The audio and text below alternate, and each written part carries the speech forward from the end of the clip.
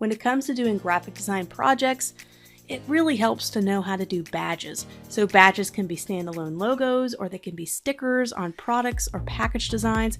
We're going to create a couple of badges for this right here. You get to see a little example of what we're going to end up creating. But I'm going to show you all the different varieties and different ways we could do badges and borders and shapes so that you can know how to do these really easily for a lot of different things. You can put this on a flyer, you could put this on package designs. Just so nice to know how to do a wide variety of badges. So we're in Adobe Illustrator and we're going to go ahead and get started. This is our basic text, 100% organic. We're going to have 100% in the middle, being a little bit larger, and we're going to do some circular text around the badge. So let's find out all the different borders we can create. We can create your typical circle, just like this, and then switch that to a stroke, and we have a simple circle badge that we can fill in. But what if we want to copy this? And I'm just going to hold down Option and then drag so I can easily copy it. So let's say we want to add a little bit of style to our border. We can go ahead and select our object, go to Effect, go down to Distort and Transform, and let's try zigzag at first, and you'll recognize this pattern right away. We're going to go ahead and click on Preview, and you're going to be able to create a wide variety of badge textures here. You could change the amount of ridges around by increasing this bottom section, so you can create a very tight, almost a Reese peanut butter cup look, just like that, or you can make it a lot tighter and less ridges. So you can kind of see you can do quite a wide variety of ones this way. If we click on the smooth, it's going to do a nice rounded corner for each of those, so it's not a sharp edge. So I'm going to go ahead and just repeat that. Go ahead and create our clean circle, and I want you guys to do this just to practice a few times. So we're going to go to Effect, Distort and Transform, go down to Zigzag, and let's do maybe a sharp corner. Maybe not as many with this one. So you can see for sale badges and kind of attention grabbing badges that you can use on advertisements. So that's zigzag. Let's try a different method. We're going to go back up to Effect, Distort and Transform, and let's try one that's called Pucker and Bloat. So we're going to go ahead and click on Preview, and we're going to increase the bloat just a little bit. If you do it too much, it'll be a little bit dramatic. So we're just going to do a little bit of a pucker and bloat, and kind of almost see a flower badge developing. We can increase the pucker to do almost a diamond shape. So a lot of different things we can do here with creating different badge shapes. So I'm continuing to use the Distort and Transform Zigzag option to create a wide variety of different options.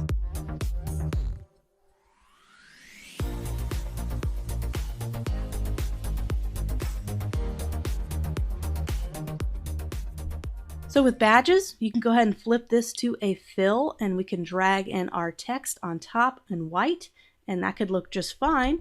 Or sometimes you can add a little more detail to a seal or a badge to kind of give a little more complexity, a little bit more authenticity. It looks a little bit more vintage. So we're going to do just that. We're just going to draw a typical circle. Let's try this one for now. We're going to go ahead and zoom in and focus on this one. Just creating a little border on the inside. And a lot of times, instead of having the same stroke width on both of those, I'll usually lighten the stroke on the inside border so it doesn't have too many strong lines competing with each other. So I'm just in my stroke panel. Let me go ahead and bring that out and just reduce that just a little bit so that you have kind of a nice border there. So some people add multiple borders and different things going on. It depends on what you're going to put in your badge. You could even have multiple ones. And let's say I want to make sure the spacing between these two lines are the same. I can highlight both of those. I'm going to go up to my Align options, and I'm doing all the center alignment. So horizontal align center. I'm going to do a vertical align center, just doing all the center ones. And this is a little neat trick if you want to have everything be perfectly aligned all the way around in the center. And you can do the same thing. I can select all of these lines, go up to Align, click on all the align centers, and now I know there's the same spacing between all of these elements. I could even have different contrasts between my lines to make it more dynamic, just like that, to add kind of a dynamic pop to my badges. And sometimes you want to replicate the same border twice to create a little bit of a stroke effect that you see here. There's one way we could do it is we could just simply add a stroke to this object right here. So we're going to go back. This is the same shape. What we could do is have a fill, and have that as a fill, and then you could just take a stroke and then go ahead and apply a stroke to this. Let's make it a different color so you can kind of see what is going on here. And then you have this nice border here, just like that. We're going to go ahead and bring our text in, and this is where we're going to really kind of play around with typography and how to fit this in a seal-like badge. So we could try to fit everything like this. We could do a center align. I'm just up here in my align panel, just center aligning everything. We could find a way to make it stacked just like this, and we can of course mess around with the typeface to make it nice and have contrast with our typeface. Maybe make this bold and make that light, and we could probably make this work. We can even put some spacing here. So let's do some spacing so you can have contrast with your spacing in your typography. So I'm just going to do 222 spacing. Of course, this is the tracking right here in the character panel. I'm going to go ahead and press enter. That means I can make this a little bit smaller. And notice how that breaks up the difference between this top and the bottom. Kind of helps this stretch a little bit further across without having to be so much bigger than this top. It kind of provides a little bit more balance. So let me go ahead and add double that. Let's do that 444 and bring that down. So now we can talk about font choices, and this is kind of your typical badge where you kind of have the type kind of center aligned in here, but we're going to really kind of make this a little bit more custom, and we're going to have some text that go around and a type on path, a circular type on path. I think it's going to look a lot more polished. But let's kind of determine some type that would look really good here. What I like to do is the most important factor of this badge is 100%. So we would probably want to make that the boldest typeface or the boldest weight. So let's go ahead and find what I think would be great typeface pairings. So this will be a little bit more of a traditional package. It's for an organic brand, and I know serif fonts are a little bit more popular now with organic brands. So let's try to find a serif font typeface. Let's go ahead and see what we have here. And a Brill Fat Face is a really great choice to have that really bold serif typeface. I think this works really good here. A lot of times I have to tighten the spacing just a little bit so I can make it big enough to really pop out. So I'm just going to select this, go up to my character. I'm going to be going to my character panel a lot when working with typography, and I'm going to change that tracking or spacing between the characters a little bit. We're actually going to do a little bit of a negative one. You don't want it too tight or it starts to run into each other. You do not want that, but just enough where it kind of tightens it a little bit. It kind of helps it feel more together. Of course, that depends on the typeface you're working with, how much you have to do that. So instead of doing, I could do the same typeface here, but as you'll see, there seems to be a lot of competition. It's all the same. There's not a lot of different contrast going on with my different type choices. So I want to have a little bit of contrast. So I have this nice, beautiful serifs, the little tails at the end. It looks beautiful. It's a detailed typeface. Let's do something more simplistic for the other information that's not quite as important, but relates to the whole phrase. So let's find a really good, typical sans serif typeface. We could do Helvetica. We could do Gill Sans. I mean, there's a lot of different options. One that, if you've taken a lot of my classes before, you know I really love Railway. And one of the reasons why I like Railway is it's free on Google Fonts. It's an open source typeface that you can use, but I also like it because it has a lot of different weights to it. So it gives you a lot of variety. Let's go ahead and do a semi-bold and kind of see how that works. And it could be when we start to really craft this in its right place that we may need to change the weight a little bit to have contrast further with this 100% in organic, and we may need to make the organic a little bit bolder to pop out. So you can start to see how just doing a little bit of contrast with the typeface kind of makes it a little bit more interesting. Of course, you don't want to pair too many different fonts together. I usually like to stick with two or three, just kind of depends, but you don't want to overwhelm people with too many different font choices. So let's craft this and make this a little bit better. Let's go ahead and move this out of the way, and we're going to do a circular type on path tool to go ahead and put this inside the circle.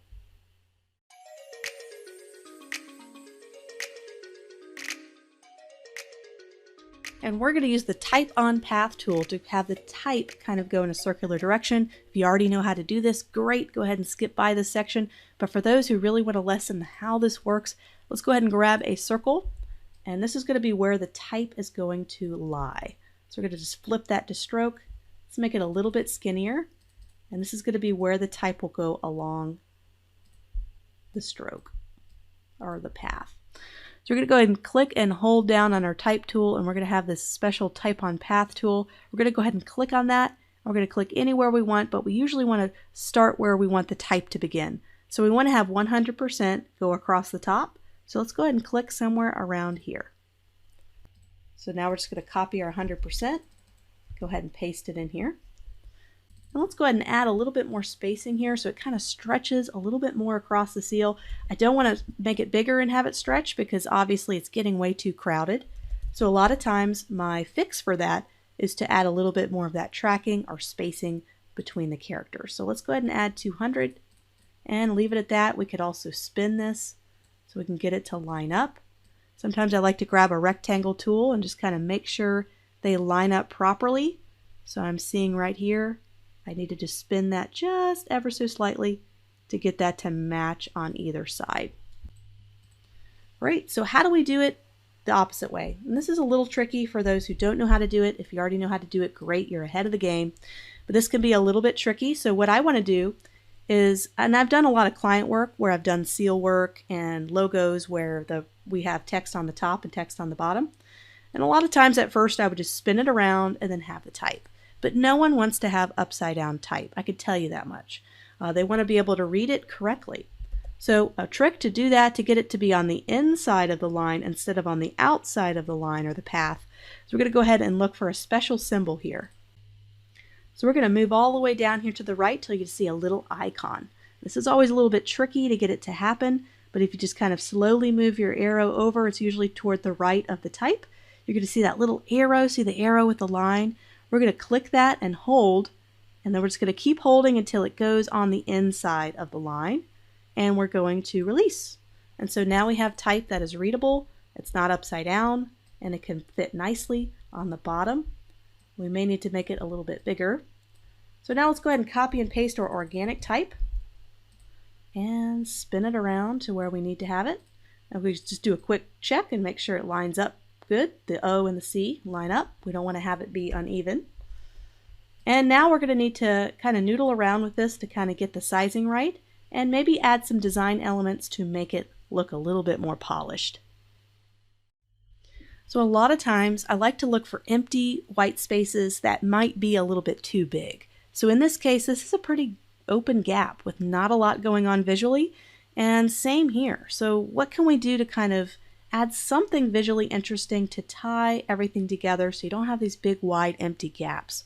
A lot of times I like to use dividing lines. Just really thin dividing lines.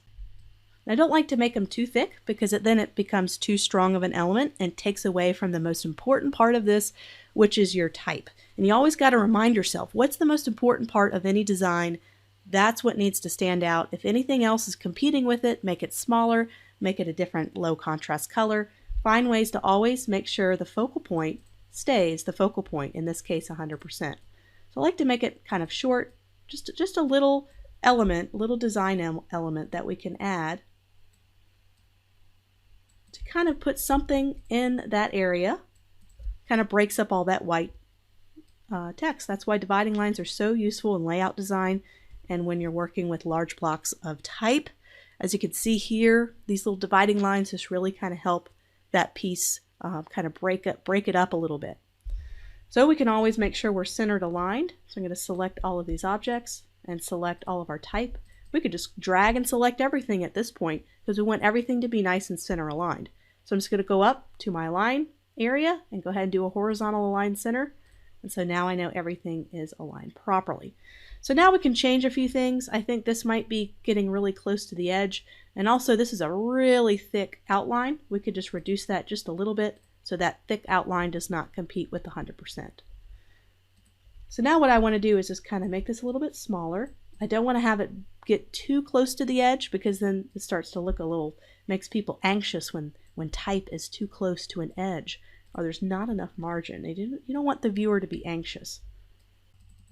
So another thing we could do is we can add even more dramatic spacing here in the 100%. So we can even do a 500 maybe across. This is where you really have to experiment and see what works. So just reduce the size. Don't be afraid to change the size of the type, the spacing, the orientation. So spending just 2 or 3 more minutes kind of fine-tuning the type, you could see where I was and where I ended up. And you notice I did have to make the 100% a little bit smaller to be able to get everything with some really nice spacing. So now that we have that taken care of, let's go ahead and get rid of the one that we were refining. And this is the one we want to work with. We can start to reverse things out. We can have the badge be just like this. If we want to have it be a bright sticker on a package design, for example, or a product or a flyer, we can go ahead and reverse this out. So just kind of switch that and make that fill, and then take everything and make it kind of a white color. So this is where we can use color to our benefit. We can make these lines a little bit of a different color. We can make that a bright green or whatever would go along with the product or where you're placing the badge. You can even make the 100% really pop out by also making that a different color, or you can experiment with doing the top a different color, or you can even have different colors within here. So it's all kind of experimenting with the color and contrast to make something as dynamic as possible. Of course, we can also add borders. Borders always help when you're putting it on something to stand out. So we're just going to replicate this. We can always do a stroke, just like we showed you before. Just going to go ahead and put that in. Just going to increase the stroke. I'm on the stroke panel. And then we're going to change the color here and make that a little bit shorter. And just strokes kind of help things stand out. Sometimes you have to split the difference between the size. So I'm going to type in 1.5 and kind of have something like that. We can also, this is when having different varieties of badges really helps. You can have another little border inside here, kind of cap all that off. Just doing a white stroke, very thin. We don't want it to compete with everything else we have going on. We can make that green and thinner. Just add a little bit of complexity to that. We can even go a step further and cap off this text right here. And this will eliminate really the need for these dividing bars because we're having another design element that's closer to the center. So this is another option that you could do. And you may just need to adjust your type a little bit to make it work. You can even make that a little bit lighter in weight and more dramatic spacing. It's always tricky when you have type on Path Tool because it's kind of in its own circle. It's not going to match perfectly with the two different circle widths here, so sometimes you just have to expand it out and just make sure that it has a nice arc, this little arc down here. Just make sure that arc matches your circles between here. You don't want to have it be too small and then the arc just doesn't quite match. That does not have a really professional look. So just make sure you continue to expand that circle or contract it to make sure it kind of has even spacing here, here, and then here. And that just might take a little bit of noodling and a little bit of eyeballing, just kind of making sure it looks good and has the same spacing throughout. So this is another option. We don't even need a border sometimes when it comes to this. And you could do all a stroke and flip that, so you can even just have that without the little details there.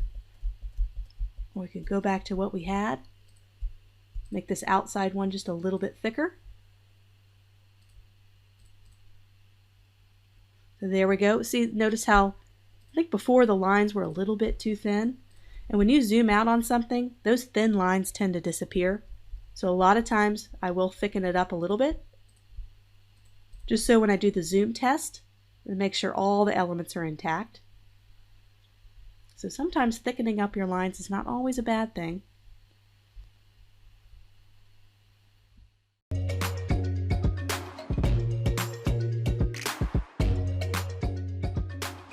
As you can see, there's so many different methods of attacking this, so many different ways to lay this badge out. Borders, two borders, no borders at all. A lot of different ways to do badges. So I just wanted to kind of go through this and walk through this process. We're going to use a badge. We're going to basically use an outline of one of these. We're going to find out what works best on our package design. We're going to be doing a chocolate chip, mint chocolate chip cookie package design, and we're going to need to put this as a badge on the front of the product. So we're going to create the product together in the class, and then we'll find out which one of these versions will work out best. Of course, the colors will totally change. This is just an example. We're going to have a different color scheme, but we have something already that we can know how to design and know how to apply to a real product. And there's also other ways to divide type up and elements up. So we have these little divider lines, which we're actually going to make a little bit smaller here because we already have so many other lines happening in this particular one. But you can also take the pen tool and just kind of do a little bit of a dividing line here. Make that a stroke, make that the same thickness. Just taking the eyedropper tool. And you can copy and paste. I have this item right here. I want to reflect it so I can put it on the other side. So I'm just going to go to Object, Transform, and I'm going to reflect. Just like that. Go ahead and click on OK. And now I know they're going to be perfect. I could take these two, and I'm always using my align panel, and I can do a vertical align top, so I'm going to be aligning everything to the top. I'm going to stretch this type a little bit further across, just like that. And it does kind of help to divide everything up just a little bit more. You can make the angle a little bit different on these to kind of match. There's all sorts of ways you can use lines and circles and shapes to kind of help you further break down information in easily digestible little elements. So now, before we had it just like this, I'm just going to copy and paste it. Before we had it like this and the lines kind of ran together, this is a little bit more divided. You could even draw with the pen tool, or even better yet, I have an idea. I'd like to make that a different color, a different fill color, to really highlight the word organic, since that's equally valuable. So let's go ahead and duplicate this. And we're going to do a little trick. I'm going to show you the shape builder tool in action. So what I'm going to do is I want to cut that out. Well, how do I do that when all these are different elements? I can take the pen tool and hand draw all of that and just kind of draw a little shape and then fill it in, and then I'm done. Or I could do it an even easier way with the shape builder tool, which is right down there. We're going to use that a lot throughout this class, so don't worry if you don't know it quite yet. So what we want to do is we want to be able to create this shape as a fill, so I can drag it over there and have that as a different kind of high contrast background. So what we're going to do to accomplish that is the shape builder tool. One of the first things I need to do if I'm using strokes, so these are strokes right here, I need to outline those strokes so they're no longer editable and they're treated just like a shape. So how do we do that? We're going to go up to Object, go down to Path, and we're going to do Outline Stroke. If you already know how to do this, great. We've outlined the stroke, so you notice now instead of a line in the center, I can no longer change the thickness of the stroke. It's now its own independent object. It's going to make it a lot easier to use the Shape Builder tool. So I'm going to go ahead and click on the Shape Builder tool. We're going to use this a lot throughout the class. So if you don't understand how to use it now, don't worry, there'll be lots of opportunities. So now you'll notice I'll have an opportunity to punch out certain shapes. So I want to have this shape. So I'm going to go ahead and hold down the Option key. You hold down the Option key and you'll notice there's a subtract sign. I'm just going to click on that object and subtract all of those elements. Eventually, sometimes you have to really work with it. I have a shape here. Sometimes you have to fine-tune this. It doesn't always cut out perfectly, but that's okay. We can get our direct selection tool and clean up our selection. Kind of showing you a lot of basic tools while doing these first couple projects, which is kind of the point. So when we get to more complex projects, we don't have to go over a lot of the tools so much. We could just focus on the design, the fun part. So I'm just sending this to the back. We're going to make it that green color, really help it pop out.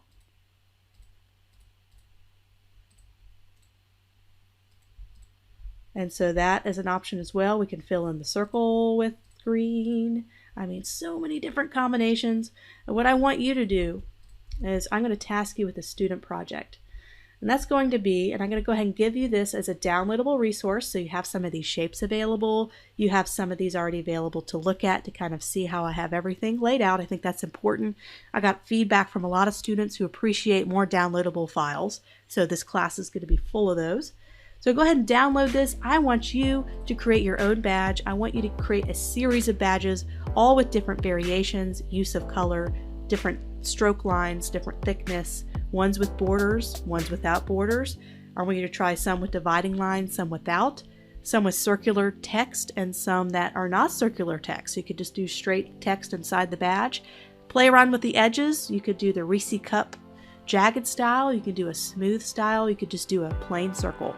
I want you to create several different badges and also experiment with color. We're going to do that a lot in this class. High contrast works really well when you're going to put it on a product, or you really want it to stand out, or it's going to be a sale badge. You really want to have those high impact colors. So let me see what you got. You could post it in the student Facebook group and get reviews, or you could post it right here in the class for review. And I look forward to seeing them.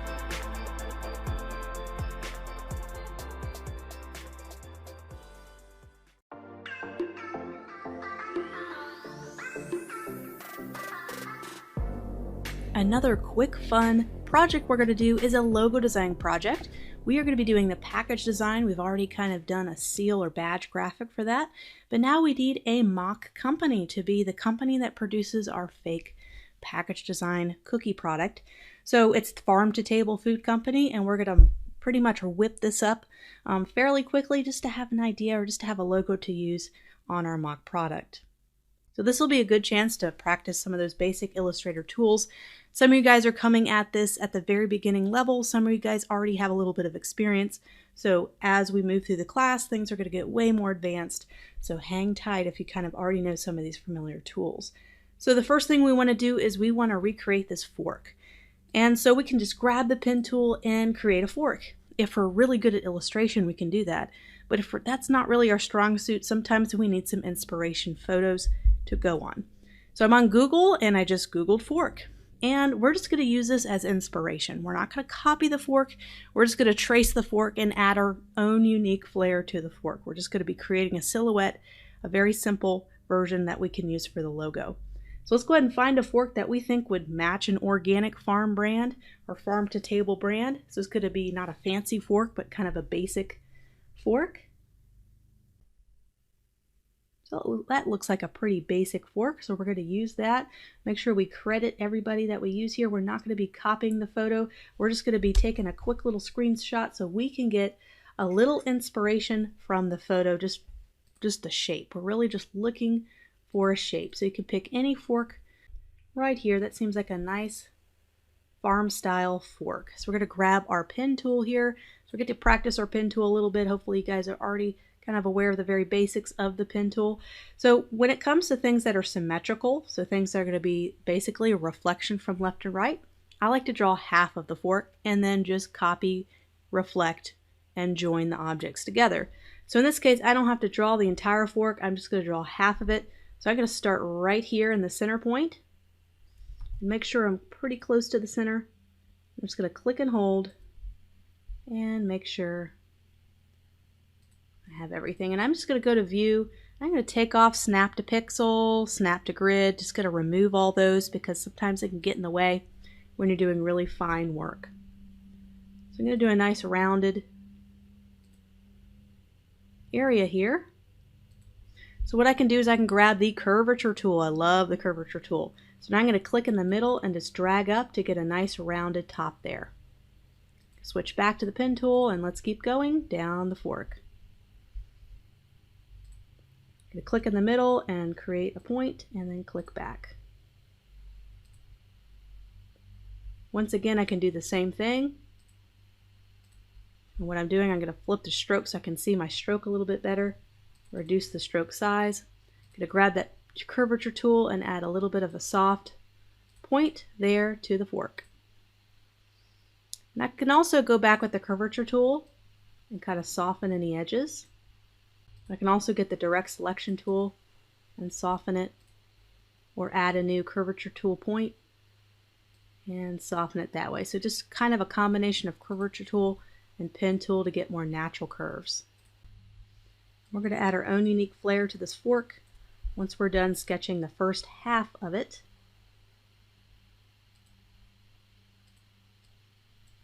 Let's do about the halfway point and let's go back to our original point. So now we've made a complete half of the fork, and we want to make sure everything is how we like it. We can start to add bends and curves here before we replicate it or duplicate the side and reflect it. So let's take our curvature tool and maybe add a little bend in here. Get a little bit more contoured. Just adding our own unique shape here. Okay, so now let's remove the original fork to see if we like it. So I'm going to copy and paste, and we're going to reflect.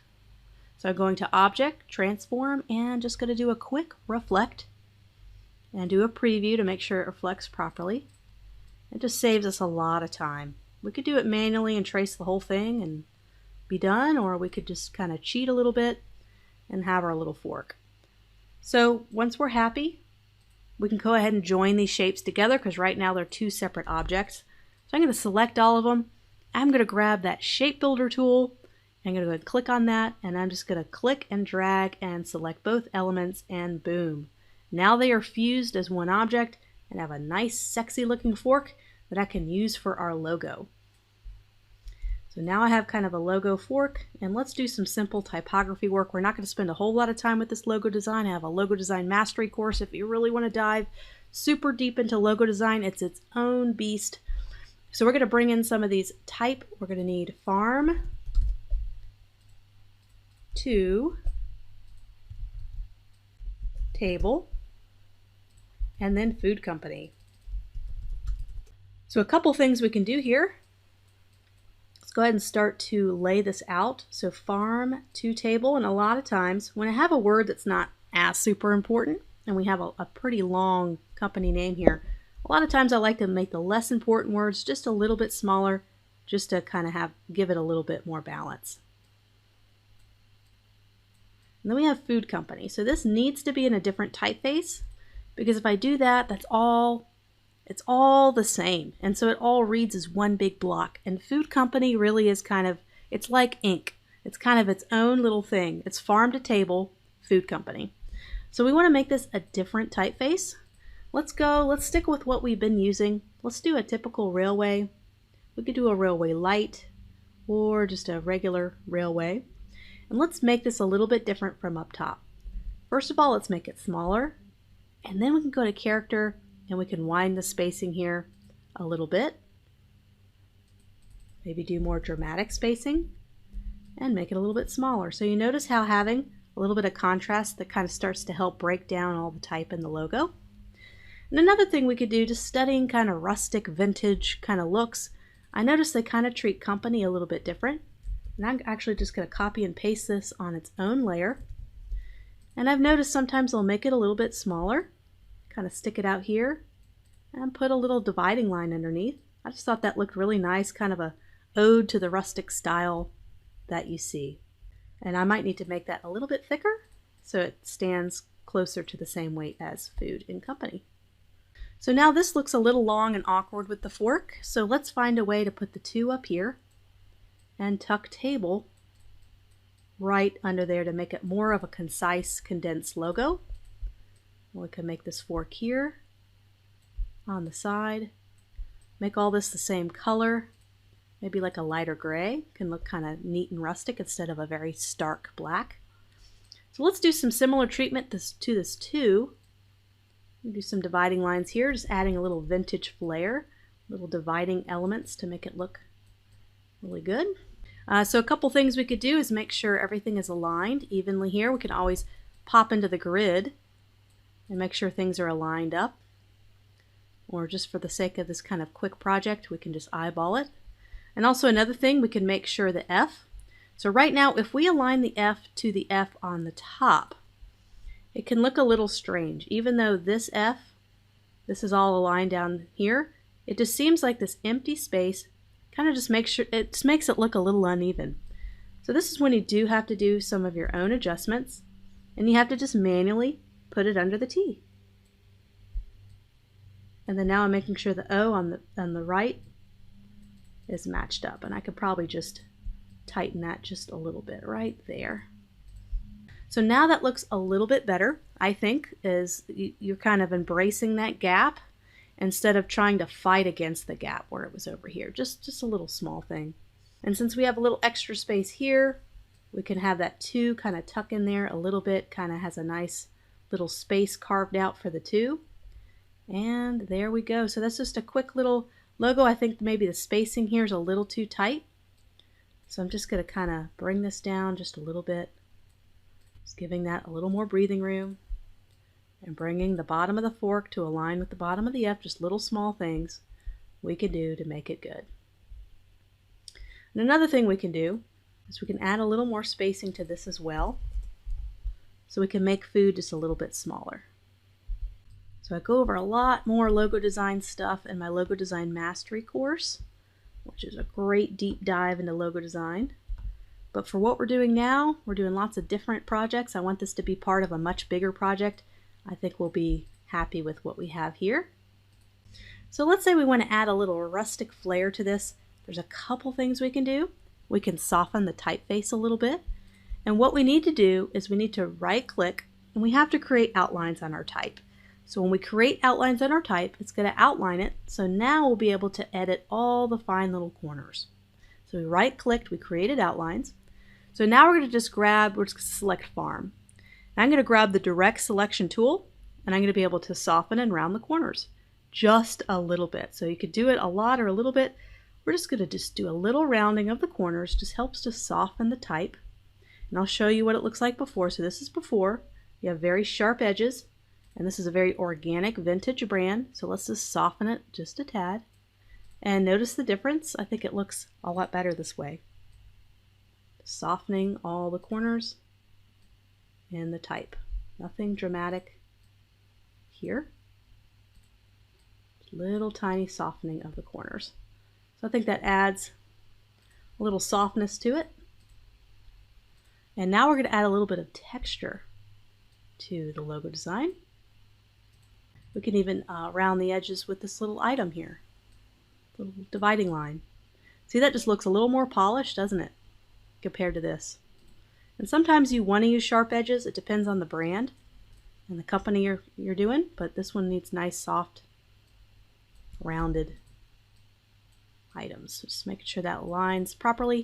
You can always pop it on the grid and do that. We'll do lots of grid work a little bit later in the class when it comes to layout design. But for right now, I think that's fine. I'm going to put a little bit of a texture to it. Just putting a raster texture.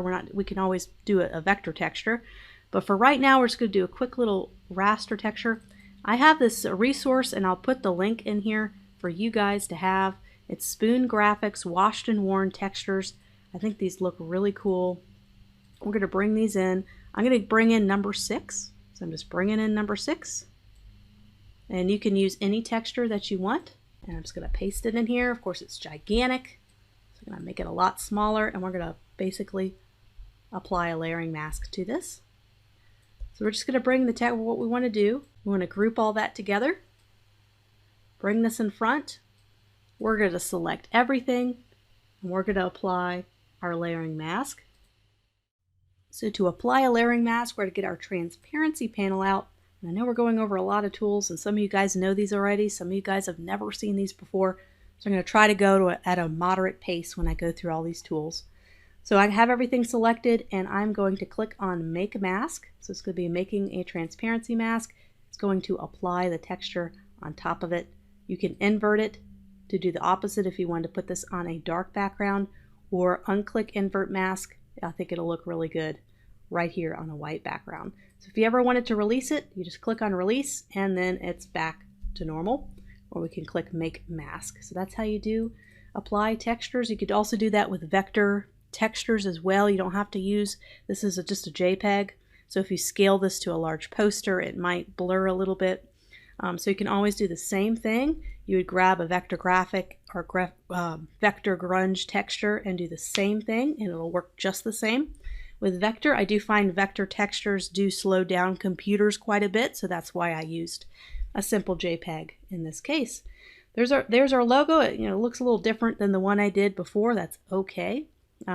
This one I kind of shifted over a little bit, kind of broke that left alignment and shifted it to the right. And I was able to kind of have more of an opportunity to put the two there.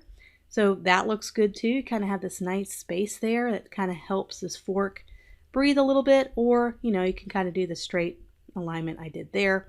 So just kind of mocking up some logos. We also need to have a horizontal logo if that works better on the package design. We don't know it's going to work best on the package design, so we can always do this, release the clipping mask, and try to create a version of the logo that will work horizontally. A matter of just rotating this fork 90 degrees and having something kind of like this. Of course, this is done quickly, but you know, you never know if you need to have a horizontal version. We can put the fork between the two elements. We may not need the dividing lines there. Just depends on what we are looking for here. Put the quick horizontal version. But I think we have what we need. We have a badge, we have a logo. Now we're going to kind of hop into that package design. We're going to start to really start from scratch and do some of the Photoshop work and editing so we can make that a reality. And then once we put that together, we already have some of these elements put together. So it's just a matter of doing some layout design.